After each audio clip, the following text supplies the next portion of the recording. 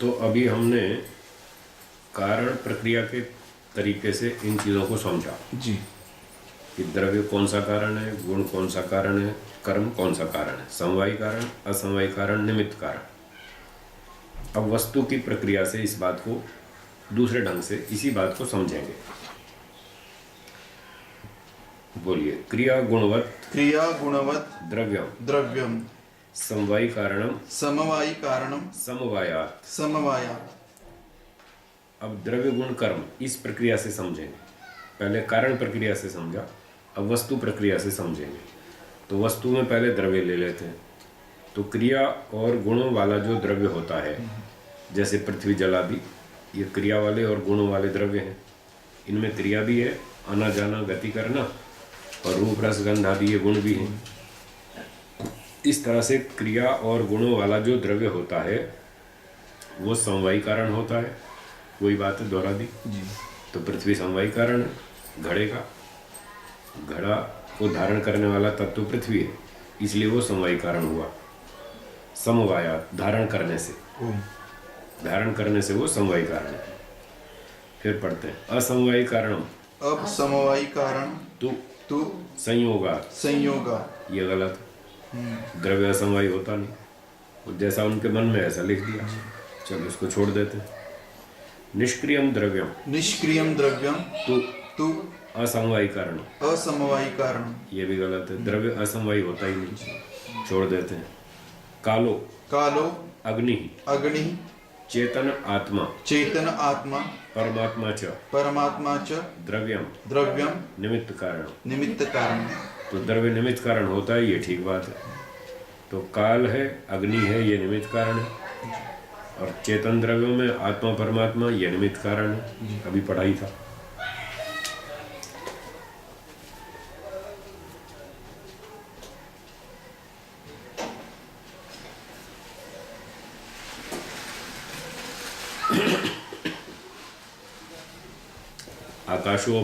आकाशोऽपि निष्क्रमण प्रवेशनस्य निमित्तम। बस आकाश भी निष्क्रमण और प्रवेशन कर्म का निमित्त कारण है। वही बात दोहराइए। अब गुण के हिसाब से इस कारण प्रक्रिया को समझने की कोशिश करेंगे। गुण क्या क्या होता है। असमवायी कारणम गुणस्य कारण एकार्थ समवायात। तो गुण असमवायी कारण होता है। जैसे संयोग गुण वस्त्र द्रव्य का असमवायी कारण है। क्यों है वो? कारण एकार्थ समवायात। इसको समझना। इसको मैं 2 मिनट बाद बताता हूँ। ये 2 लाइन पूरी कर ले, फिर समझाता हूँ खोल के। फिर आगे बढ़िए। कर्मणश्च अपि साधारण्यात्। कर्म का कारण भी गुण होता है। जैसे संयोग गुण बताया, अगली रेल को पिछली रेल ने टक्कर मारी, संयोग हुआ और अगली रेल चल पड़ी। उस कर्म का कारण ये संयोग गुण हो गया। कर्म का कारण ठीक हो गया संयोग गुण। द्रव्यस्यापि भवति असमवायी कारणम संयोग कारण समवायात्। अब द्रव्य का असमवायी कारण संयोग होता है, ये ठीक बात है। द्रव्य है यहाँ पर वस्त्र, और तंतुओं का संयोग वो वस्त्र की उत्पत्ति में असमवायी कारण है। कारण समवाया, कारण यहाँ पर समवायी कारण तंतु। संयोग किसमें हुआ? तंतुओं में। तो संयोग गुण तंतुओं में होकर के वस्त्र की उत्पत्ति में कारण बन गया, इसलिए वो द्रव्य का असमवायी कारण बन गया संयोग। ठीक है। फिर कहते हैं निमित्त कारणम भवति अग्नेर गुण औष्ण्यम। गुण निमित्त कारण भी होता है। जैसे अग्नि का गुण है उष्ण का, वो निमित्त कारण है घड़े के पकने में। गर्मी ना हो तो घड़ा पकेगा नहीं, इस तरह से वो निमित्त कारण बन गया उष्ण का गुण।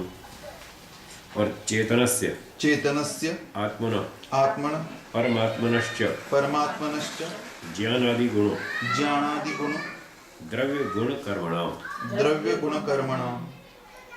और जो चेतन द्रव्य हैं आत्मा और परमात्मा, इनके जो गुण हैं ज्ञान है, इच्छा है, प्रयत्न है, जो जो भी गुण हैं इन चेतनों के, ये गुण द्रव्य गुण कर्म तीनों के निमित्त कारण होते हैं। ओम।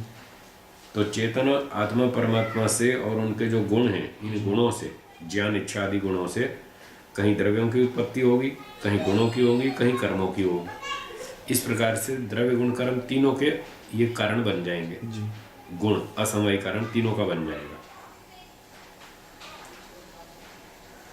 ठीक है। ओम। जैसे उदाहरण देंगे तो संयोग गुण जो है नहीं, इच्छा, चेतनों के गुण बता दें। आत्मा की इच्छा गुण, आत्मा का ज्ञान गुण घड़े की उत्पत्ति में कारण है। घड़ा द्रव्य है, तो द्रव्य की उत्पत्ति में चेतन द्रव्य का जो गुण था वो असमवाय कारण हो गया, पर ये तो निमित्त कारण बनेगा, असमवाय नहीं। चेतनों के जो गुण होते हैं वो निमित्त कारण माने जाएंगे। जड़ द्रव्यों के जो गुण होंगे वो कहीं निमित्त और कहीं असमवाय। अब ये चेतनों के गुण तो निमित्त कारण ही माने जाते हैं। चेतन द्रव्य भी निमित्त कारण माना जाएगा और उसके गुण भी निमित्त कारण माने जाएंगे। तो जीवात्मा की इच्छा, ज्ञान, प्रयत्न आदि घट द्रव्य की उत्पत्ति में निमित्त कारण है, ऐसा मानेंगे। ऐसे ही परमात्मा का ज्ञान आदि गुण सृष्टि उत्पत्ति में वो निमित्त कारण बनेगा। ये तो द्रव्य की उत्पत्ति में हो गया। अब गुण की उत्पत्ति में जो घड़ा बना, घड़े में रूप की उत्पत्ति हुई, गुण की, उस रूप की उत्पत्ति में भी जीवात्मा का ज्ञान गुण कारण बनेगा। वो गुण की उत्पत्ति का कारण हो गया, निमित्त कारण। और फिर जीवात्मा ने क्या किया, उस घड़े को उठा के चल दिया, तो उसके कर्म में भी जीवात्मा की इच्छा और ज्ञान आदि वो सारे गुण, प्रयत्न गुण, वो उसके कर्म के कारण बन जाएंगे। इस तरह चेतनों के जो गुण हैं, इच्छा, ज्ञान, प्रयत्न आदि, ये द्रव्य गुण कर्म तीनों के निमित्त कारण बनेंगे। इस तरह से। और आगे बताते हैं, संयोग विभाग, संयोग विभाग, गुरुत्व, गुरुत्व, द्रवत्व, द्रवत्व, वेगाश्च, वेगाश्च, निमित्त कारणम, निमित्त कारणम, कदाचित भवन्ति, कदाचित भवन्ति, निमित्तांतरम, निमित्तांतरम, अंतरेण, अंतरेण, इति प्रशस्त पाद। प्रशस्त पाद। प्रशस्त पाद आचार्य कहते हैं कि कहीं कहीं किसी परिस्थिति में ऐसा भी होता है।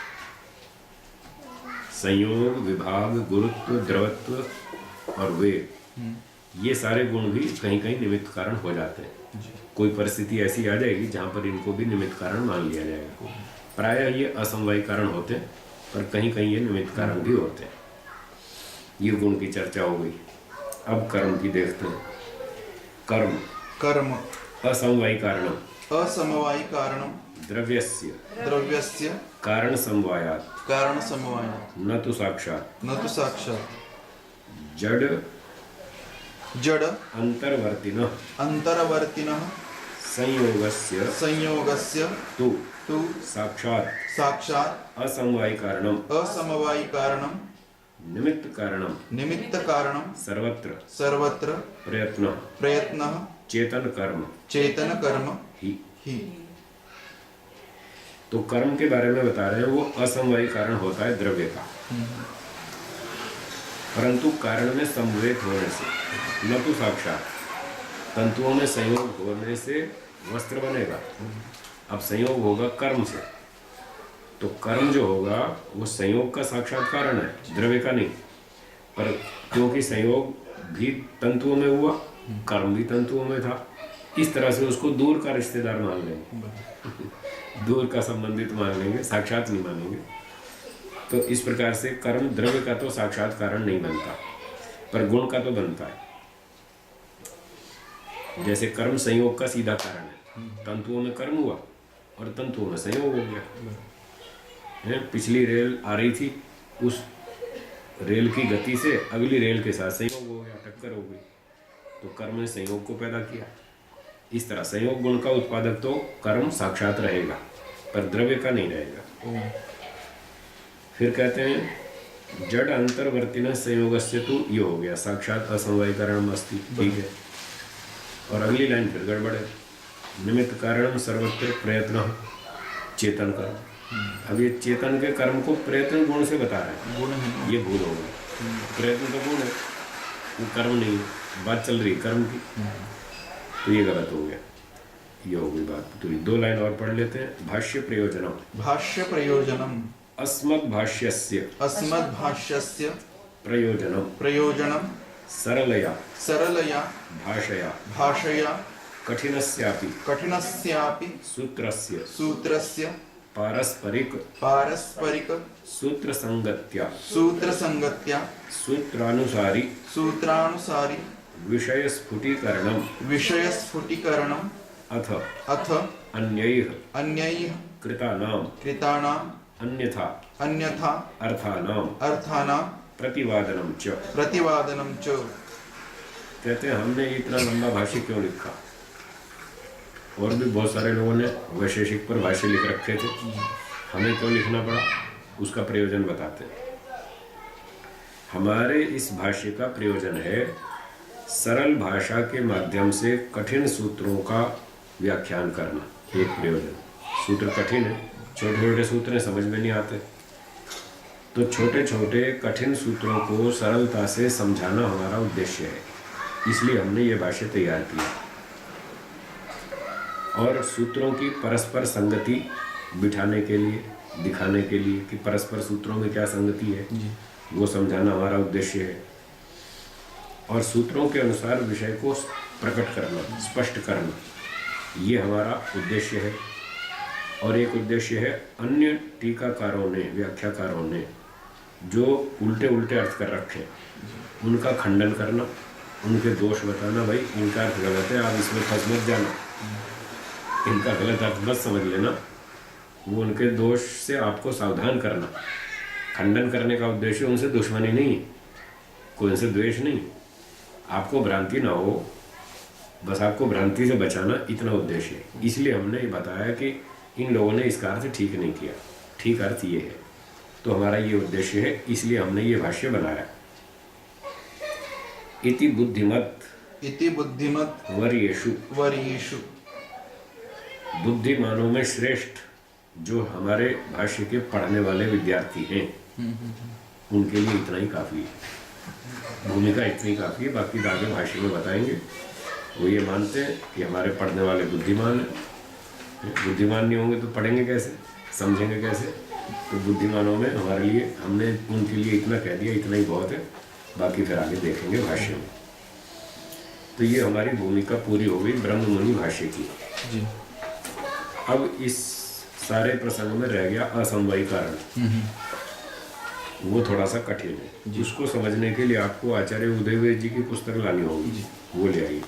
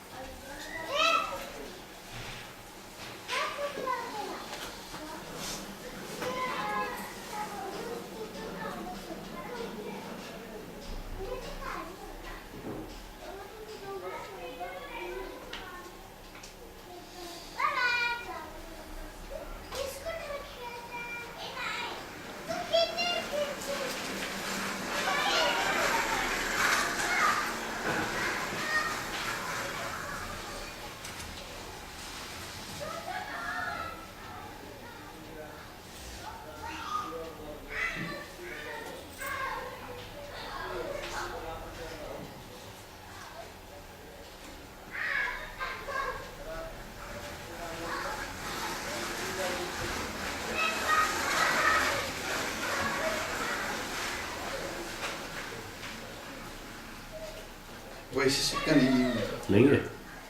चलो ठीक है, फिर वैसे ही बताएंगे जी। कहीं इधर से ढूंढ लाएंगे जी, कल ढूंढेंगे। तो फिर उसको फिर पुस्तक आने तो बाद में बताते, क्योंकि वो पुस्तक के बिना ज़्यादा स्पष्ट हो नहीं पाएगा। अगली ठीक है, फिर अगली कक्षा में देख लेते जी।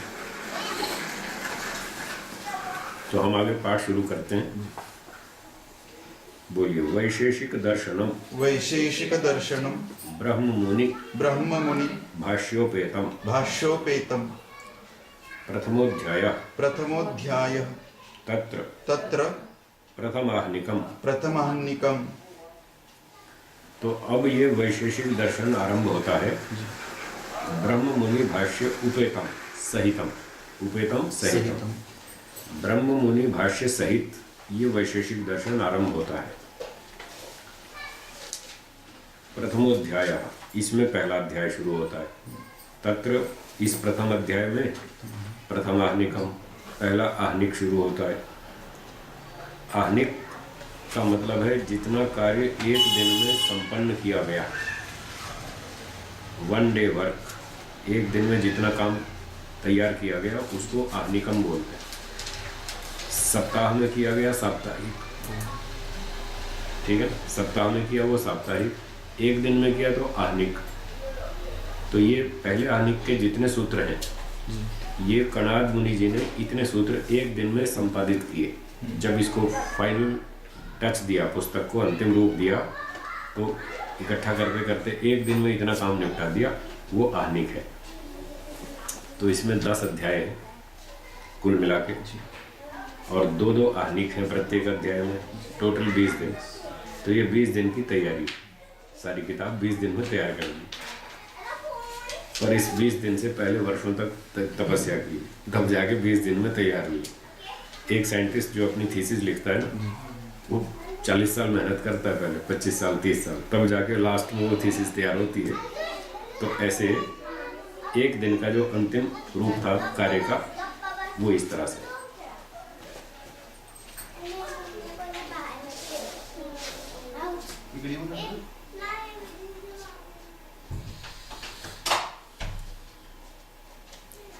अब प्रथम आहनिक को आरंभ करते हैं। इसमें पहला सूत्र है।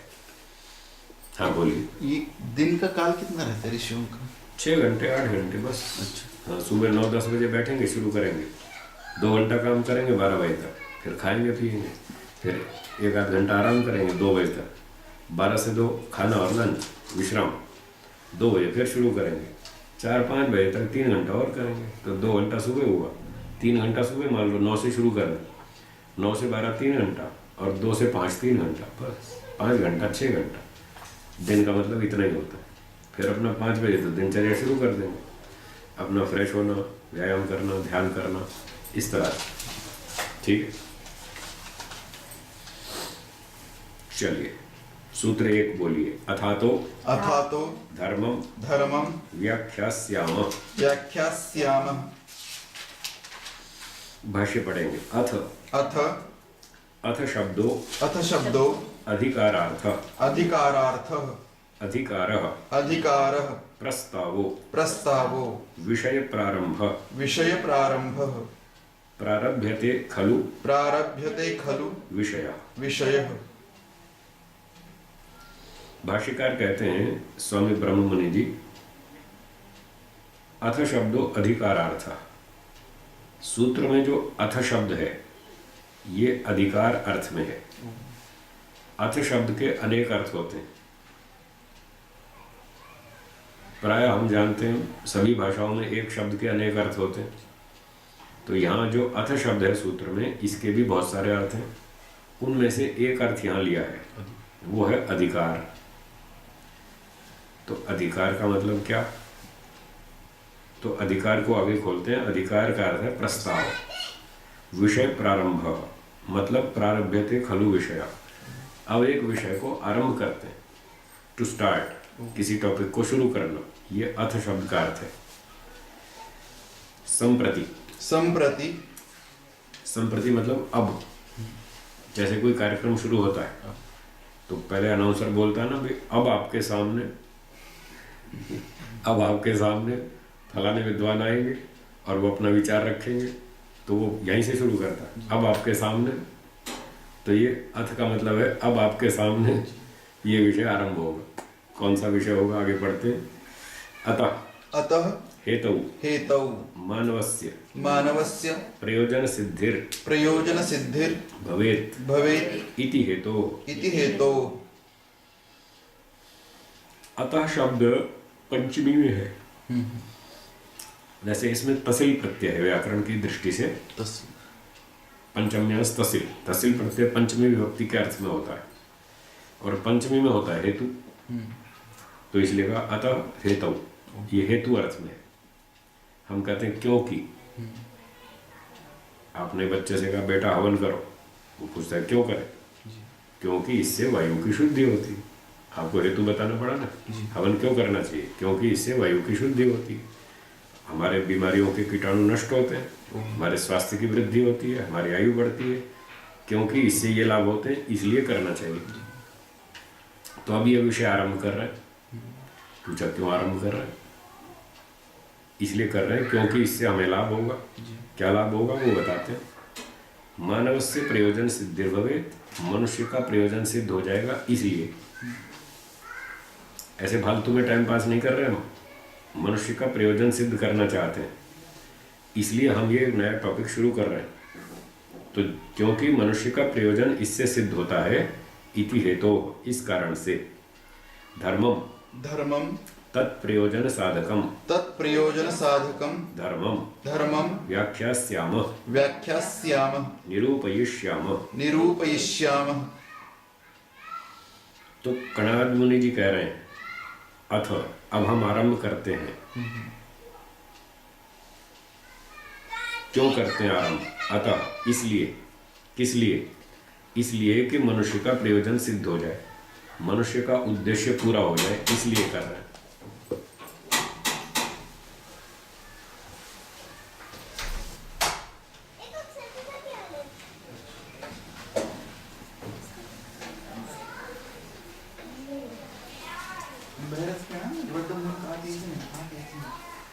आइए माता जी, नमस्ते। नमस्ते, बैठिए।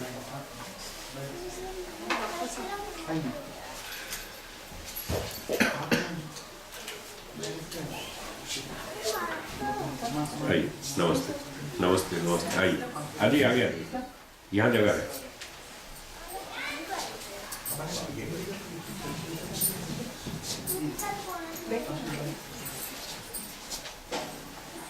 देश पांडे जी ऊपर बैठना, यहाँ नहीं। हाँ, नमस्ते, बैठो। नमस्ते नमस्ते।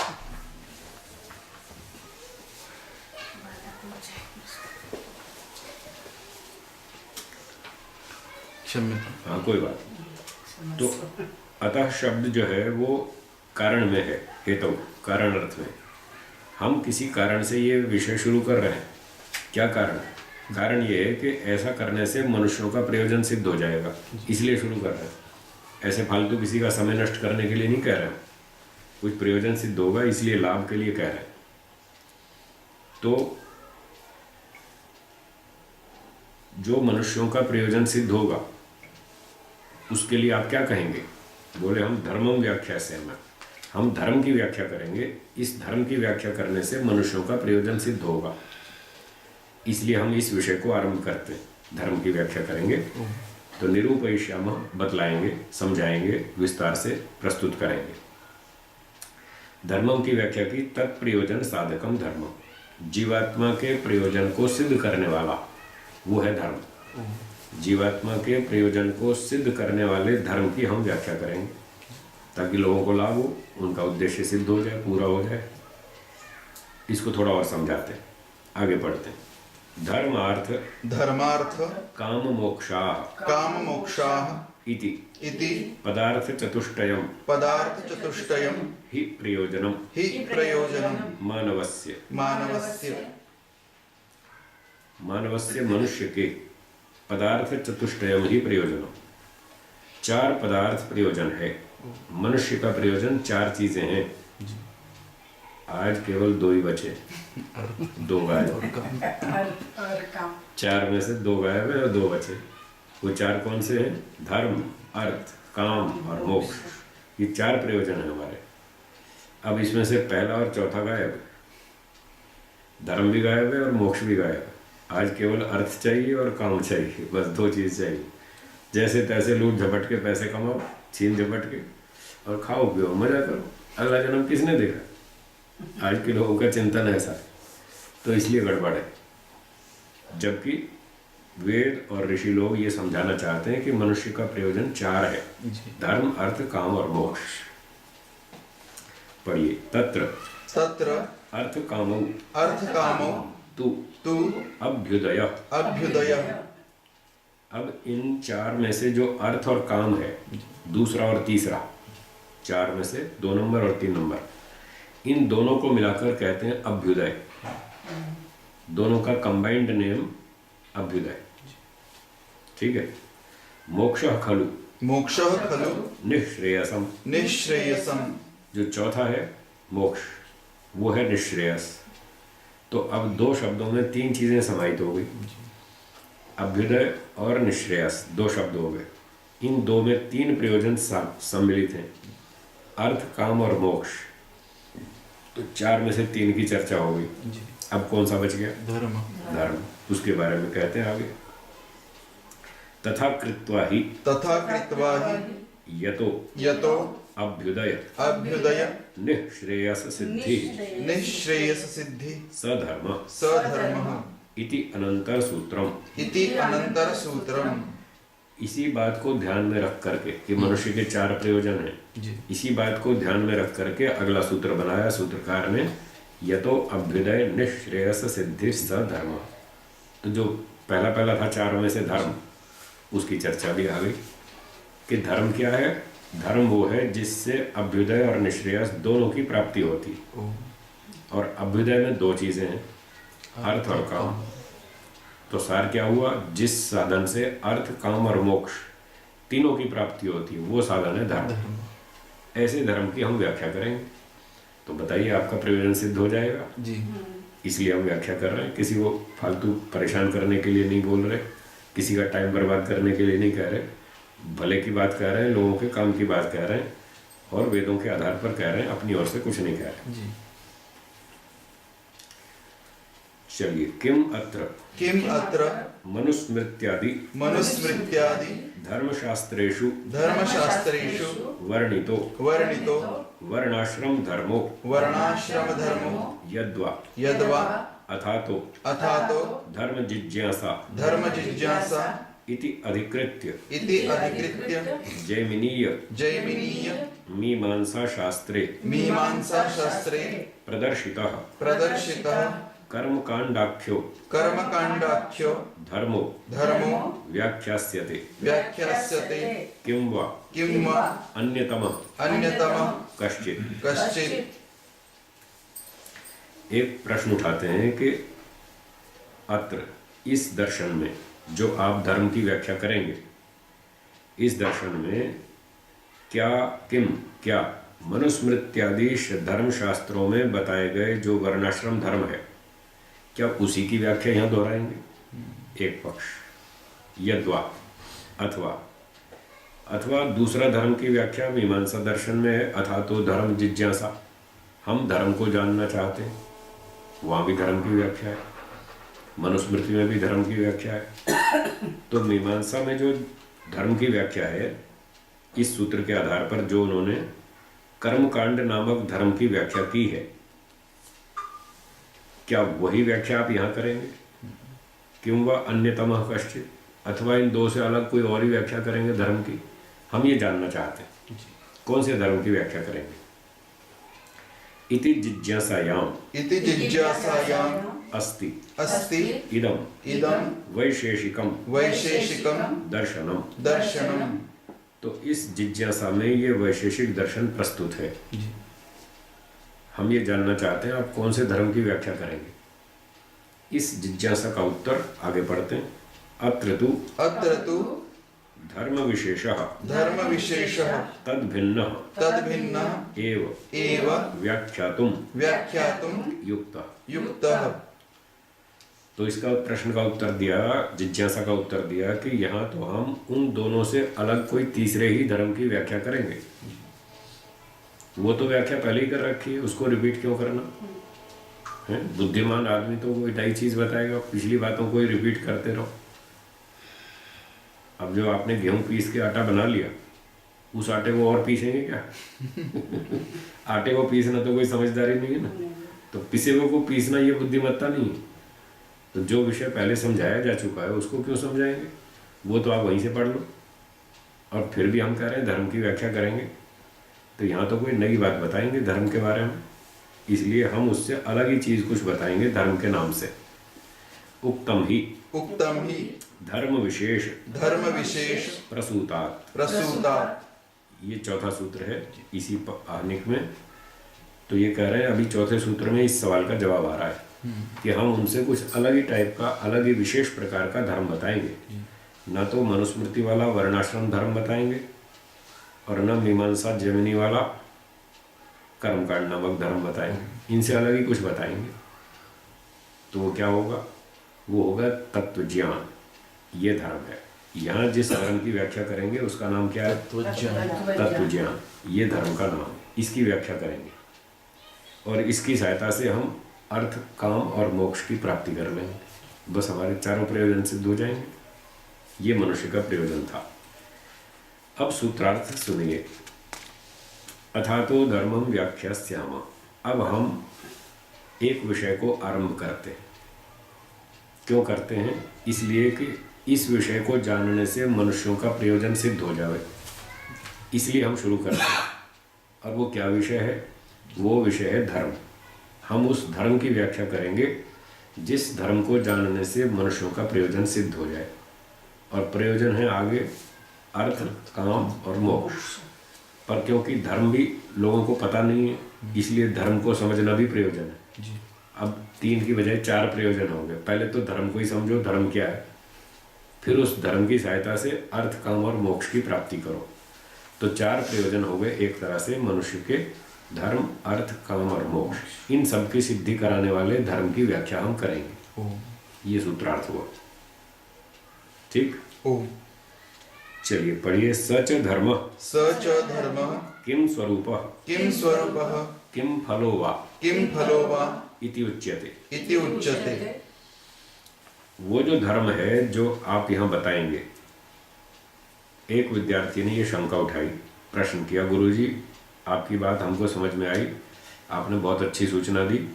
जैसे प्रवचन में पहले बताते हैं ना कि आज आपके सामने फलाने विद्वान आ रहे हैं और वो इस विषय पर व्याख्यान करेंगे। तो पहले सूत्र में सूचना हो गई कि हम धर्म पर व्याख्या करेंगे। तो किसी ने भी जिज्ञासावश प्रश्न पूछ लिया कि गुरुजी बहुत अच्छी बात है, आप बताएंगे वो जो धर्म आप बताएंगे वो किस स्वरूप वाला है अथवा किस फल वाला है, उसका फल क्या है, ये आप हमको बतलाएं। अगले सूत्र में धर्म का स्वरूप या उसका फल बताते हैं। सूत्र 2 बोलिए। यतो अभ्युदय अभ्युदय निःश्रेयस निःश्रेयस सिद्धि सधर्म सधर्म। भाष्यम। यतः यस्मात् खलु यद अनुष्ठानात् इति यावत् अभ्युदय निःश्रेयस सिद्धि अभ्युदयस्य अभिमुखीभूतस्य उदयस्य भाविनः उत्कर्षस्य इह परत्र च जन्मनि सांसारिक सुख ऐश्वर्यस्य पुनश्च निःश्रेयसस्य नितांत कल्याणस्य मोक्षस्य सिद्धिर्भवेत्। स खलु धर्मो धर्मपदवाच्यः स च अत्र व्याख्यातव्यः। कहते हैं यतः अर्थात यस्मात्, वो ये पंचमी वाला यस्मात् जिससे। अब यस्मात् का मतलब क्या, उसको और खोलते हैं। यद अनुष्ठानात्, जिसका अनुष्ठान करने से, आचरण करने से, केवल पढ़ लेने से नहीं, केवल किताब पढ़ने से कल्याण नहीं होता है। रावण बहुत पढ़ा लिखा था, है ना, बहुत विद्वान था, फिर भी मार खाई। दुर्योधन भी अनपढ़ नहीं था, वो भी खूब पढ़ा लिखा था, फिर भी उसने मार खाई। ऐसे आज भी बहुत सारे लोग हैं, बहुत पढ़े लिखे हैं, कोई आतंकवादी बन जाते हैं, कोई कुछ बन जाते हैं। वो पढ़े लिखे होते हैं, उनमें बहुत सारे कंप्यूटर के मास्टर होते हैं, वो जाके आतंकवादी बन जाते हैं, उन चीज़ों का दुरुपयोग करते हैं। तो केवल किताब पढ़ने से कल्याण नहीं होता, बल्कि आचरण से होता है। किताब पढ़ के वैसा आचरण भी करें। तो ये जो धर्म हम बता रहे हैं, ये केवल शाब्दिक ज्ञान से नहीं चलेगा। तो जिस अनुष्ठान करने से, ये मतलब है यतः का। जिस आचरण से, जिस अनुष्ठान से क्या होगा? अभ्युदय की प्राप्ति होगी। अभ्युदय को खोलते हैं। अभ्युदयस्य अभिमुखीभूतस्य उदयस्य। अभ्युदय का अर्थ है जो इसी जन्म में हमारा उदय होगा, उन्नति होगी। इसी जन्म में हमारा ज्ञान बढ़ेगा, हमारा धन बढ़ेगा, हमारी सुविधाएं बढ़ेंगी, हमारा सुख बढ़ेगा, जो इसी जन्म में हम सुख की प्राप्ति देखेंगे। और भावी न उत्कर्षस्य, तो एक तो जो अभी अभी हो जाएगा 2-4 दिन में, 2-4 महीने में, ये तो अभिमुखीभूत हो गया अभी अभी। एक भावी है जो साल भर में, 2 साल में, 10 साल में, 20 साल में होगा। और जो भविष्य में होने वाला है, यह परत्र च जन्मनि, इस जन्म में या और अगले जन्म में जो भी हमारी उन्नति होगी, वो सारा का सारा अभ्युदय है। यानी इस जन्म की उन्नति और अगले जन्म की उन्नति, जब तक हम जन्म लेते रहेंगे तब तक की जितनी भी उन्नति होगी वो सारी अभ्युदय। 1 जन्म, 2 जन्म, 20 जन्म, ये सारी उन्नति अभ्युदय के अंतर्गत है। फिर और खोला, सांसारिक सुख ऐश्वर्यस्य, जो सांसारिक सुख ऐश्वर्य की, धन संपत्ति आदि आदि चीज़ों की हमारी उन्नति होगी, ये सारा अभ्युदय है। पुनश्च, और दूसरी बात है निःश्रेयसस्य, नितांत कल्याणस्य मोक्षस्य सिद्धिर्भवेत्। अब ये मोक्ष की बात कही, जो निःश्रेयस सूत्र का शब्द है जी। तो जिस अनुष्ठान से मोक्ष की प्राप्ति होवे, उस अनुष्ठान का नाम धर्म है। तो जिस अनुष्ठान से लौकिक उन्नति हो इस जन्म में और अगले जन्म में, और जिस अनुष्ठान से मोक्ष की प्राप्ति हो, उस सारे अनुष्ठान का नाम धर्म है। और वो अनुष्ठान किसका करेंगे? जब तक कोई जानकारी नहीं तो अनुष्ठान किसका करेंगे? तो पहले जानकारी भी होनी चाहिए। तो मतलब ये हुआ कि ऐसी जानकारी जिसको हम प्राप्त करके उत्तम आचरण करें, उस जानकारी और आचरण दोनों को मिला करके धर्म कहलाएगा। केवल ज्ञान का नाम नहीं, और ज्ञान के बिना आचरण हो ही नहीं सकता। इस तरह से ज्ञान और उसका उत्तम आचरण मिला करके धर्म कहलाता है। इस ज्ञान से, शुद्ध ज्ञान से और उस उत्तम आचरण से हमारी अभ्युदय और निःश्रेयस की प्राप्ति हो जाएगी, उसका नाम धर्म है। स खलु धर्मो धर्म पदवाच्य, वो धर्म शब्द से कही गई है बात, ये बात। सच अत्र व्याख्यातव्य, उसी की हम यहाँ व्याख्या करेंगे पूरे शास्त्र में, कि वो ज्ञान कौन सा है और उस ज्ञान के आधार पर आचरण कैसा करें, ये समझाएंगे, जिससे हमारा अर्थ, काम और मोक्ष तीनों मिल जाए। न केवलम सांसारिक सुख ऐश्वर्यम धर्मो न च मोक्ष मार्ग चिंतन मात्रम धर्मः किंतु उभय सह भावो यद्वा उभय संपत्ति धर्मः।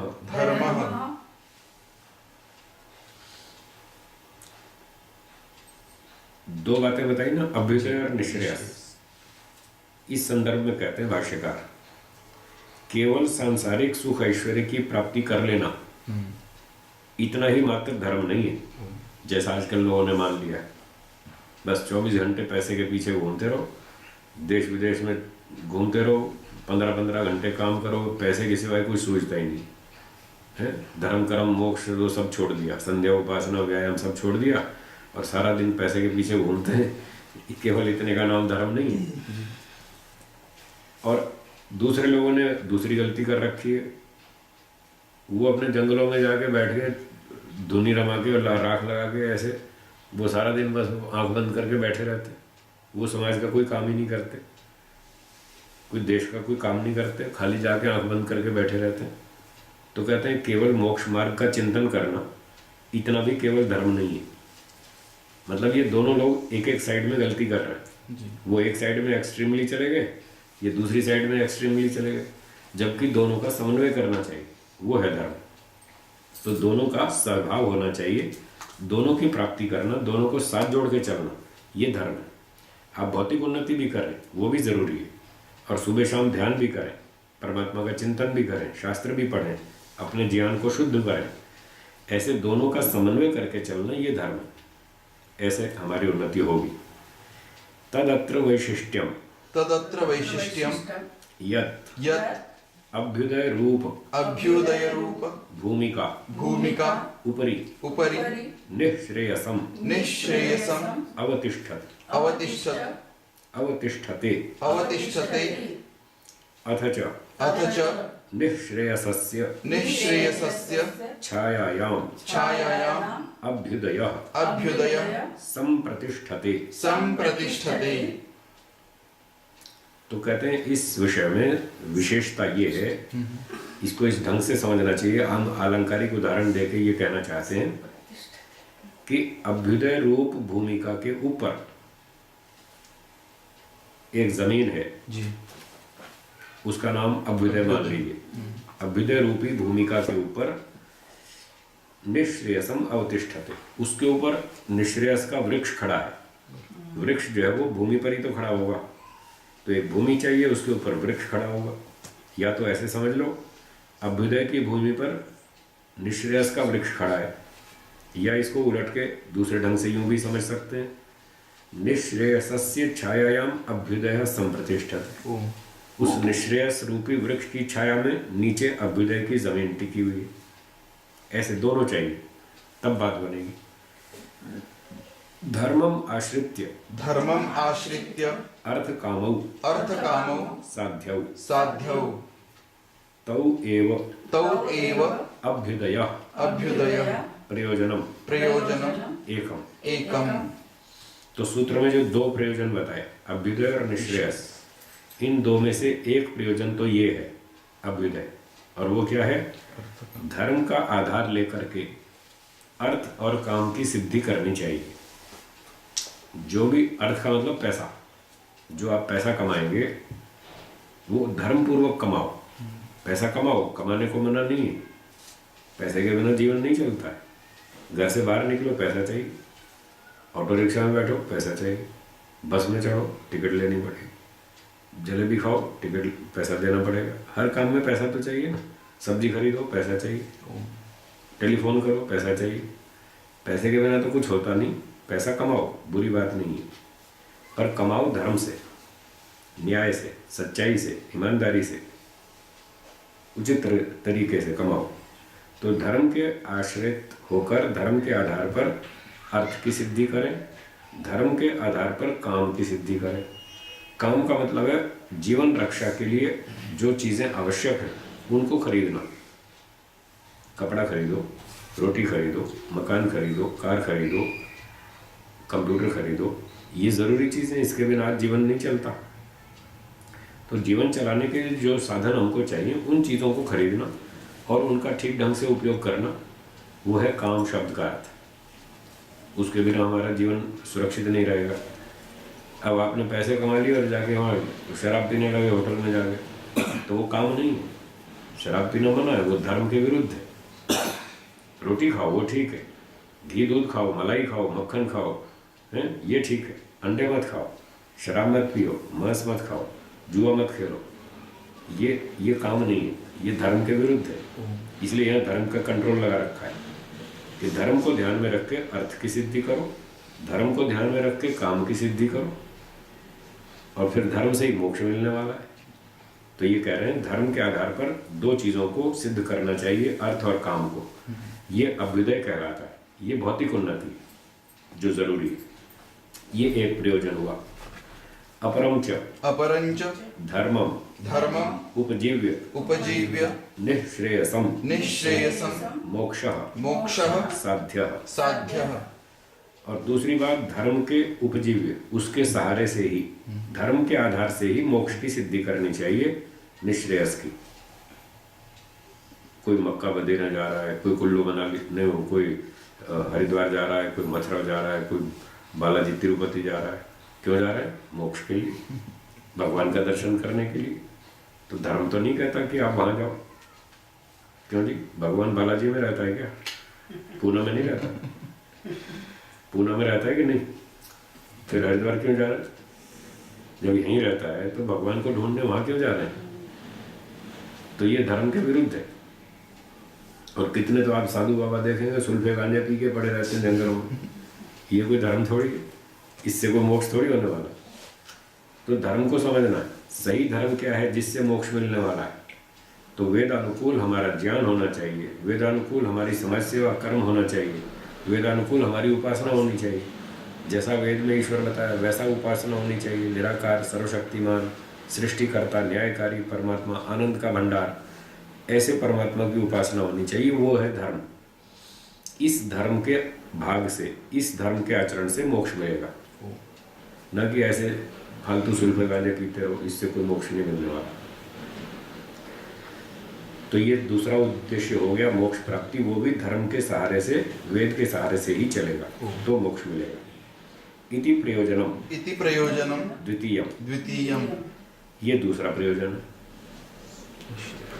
एवं एवं प्रयोजन द्वयम प्रयोजनद्वयम साध्यम साध्यम धर्मतः, धर्मतः। इस प्रकार से धर्म की सहायता से दोनों प्रयोजन सिद्ध करने चाहिए, अभ्युदय और निश्रेयस। अब सूत्रार्थ सुनिए। यतो अभ्युदय निश्रेयस सिद्धि सधर्म, जिस उत्तम ज्ञान विज्ञान से और आचरण से, क्योंकि ये दर्शन वेद पर आधारित है, इसलिए इसका सिद्धांत वेद का ही सिद्धांत होना चाहिए, वेद विरुद्ध नहीं हो सकता। तो जिस धर्म से, जिस उत्तम ज्ञान विज्ञान से और उत्तम आचरण से, ऐसा अर्थ हमको करना पड़ा। क्योंकि वेद जो मोक्ष की प्राप्ति मानता है वो केवल ज्ञान से नहीं मानता, वो कर्म से भी मानता है और उपासना से भी मानता है। ज्ञान, कर्म, उपासना तीनों चीज चाहिए, इसलिए धर्म का अर्थ वही करना पड़ेगा। उत्तम ज्ञान, कर्म और उपासना, ये है धर्म। तो उत्तम ज्ञान, उत्तम कर्म, उत्तम उपासना से, वेदोक्त ज्ञान कर्म उपासना से अभ्युदय भौतिक उन्नति और निश्रेयस मोक्ष की सिद्धि प्राप्ति, जिस उत्तम ज्ञान कर्म उपासना से भौतिक उन्नति और मोक्ष की प्राप्ति होती है, सधर्म, उसका नाम धर्म। ये है धर्म। हम लोग वेद पढ़ते नहीं इसलिए भटक गए। ठीक है जी। ओम। तो आज इतना ही रखते हैं, समय हो गया, बाकी चर्चा कल करेंगे। धन्यवाद। एक बार ओम का उच्चारण करें। ओम।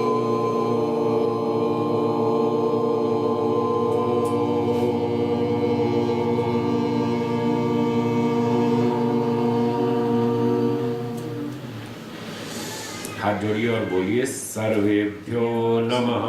सर्वेभ्यो नमः।